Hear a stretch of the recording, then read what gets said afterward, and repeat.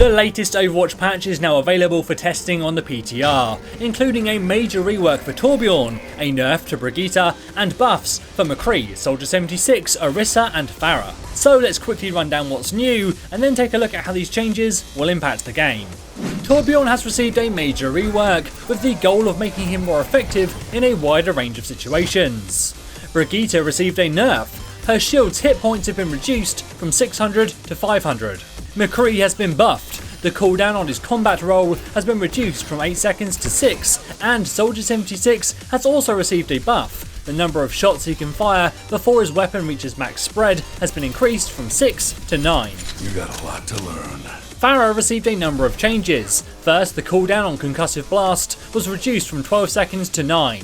Then secondly, her rocket launcher will now fire faster and has potential to deal more damage with direct hits. As a result, the damage from explosions is slightly less, and it also causes less of a knockback to your targets. Orisa received a buff as the spread of her fusion driver was reduced from 1.5 to 1.2, and finally colorblind options have been updated to allow you to customise how team colours are displayed on your screen. First, let's talk Torbjorn. Both his primary and alternate fire have been changed to be more responsive and consistent. The shotgun style in particular is now much more effective. His turret has also changed. It is now deployed as a thrown projectile, which will build itself into the equivalent of a level 2 turret automatically. Hammering can still be used to repair it, but it no longer needs it to be leveled up. It will also now try to shoot at whoever you're attacking, and it can be manually destroyed. The downside here is that its health has been reduced from 300 to 250, making it a lot easier to kill. His armor pack ability has been removed, along with scrap collecting, and replaced with overload. This is similar to his previous ultimate ability in that it provides him with additional armor, along with increased movement speed and attack speed. Finally, his ultimate is completely new. Torbjorn will now launch 10 molten projectiles that spawn damaging pools when they land, serving as a zoning tool to stop your enemies pushing through choke points or punishing them for being grouped up. These pools will deal additional damage to any heroes with armor, be it innate like many tanks have, or given to them by Brigitte. Overall, some of these changes are nerfs while others are buffs. He's certainly become better offensively with a more consistent alternate fire, the addition of overload, and the turret focusing whoever he's targeting. However, his survivability and support have been hit with the removal of armor packs, and his turret is now much easier to be destroyed. His ultimate is also arguably not as strong as before, and easier to just avoid. Brigitte was also nerfed in this patch. The HP of her shield was reduced from 600 to 500. The nerfs to Brigitte keep coming as Blizzard tries to bring her power down.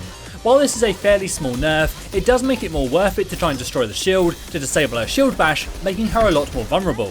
McCree's cooldown on combat roll has been reduced from 8 seconds to 6. This is a great buff that it's unlikely anyone is going to be upset about. McCree is a solid hero but hasn't really been that big in the meta for a while. This change is unlikely to make him suddenly become a top tier pick, but his popularity has been on the rise since his damage drop off was buffed, so hopefully we'll see a little bit more of him. Soldier 76 also got a buff. The number of shots until his pulse rifle reaches max spread has been increased from 6 to 9.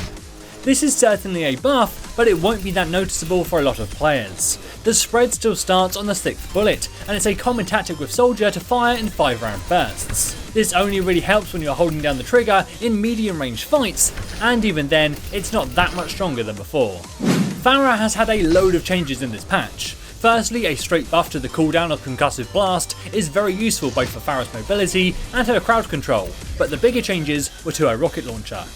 Its attack speed has been increased, and where the damage comes from has been rebalanced. It now deals more damage from the direct hit, but less from the explosion. This means the actual damage per rocket remains the same, 120, but it makes missing targets and only hitting them with the splash damage less effective. The flip side to this is with the higher rate of fire, her overall potential DPS is higher so long as you're landing direct hits. Lastly, the knockback from the explosion has also been reduced, which in theory should make it easier to aim at Pharah to fight back, but with the increased rate of fire, you will still be getting knocked around a lot. Overall, this is a major buff for good Pharah players. If you can land rockets consistently, her kill potential has skyrocketed, and her mobility has also been improved. There is a lot to be happy about here if you're a fan of this hero. Lastly, Orisa also received a small buff by reducing the spread of her fusion driver. The goal here was to make it more effective while fighting at long range without really making a difference up close or at medium range. It's certainly welcome, as while Orisa is one of the only tanks with any consistent long range damage, it can also feel like you're lacking any real impact in long range engagements. What do you think of these new changes? Is Pharah now overpowered? Is this a nerf or buff for Torbjorn? Let me know in the comments below. As always, this is James for Curse, saying thanks for watching and enjoy the game.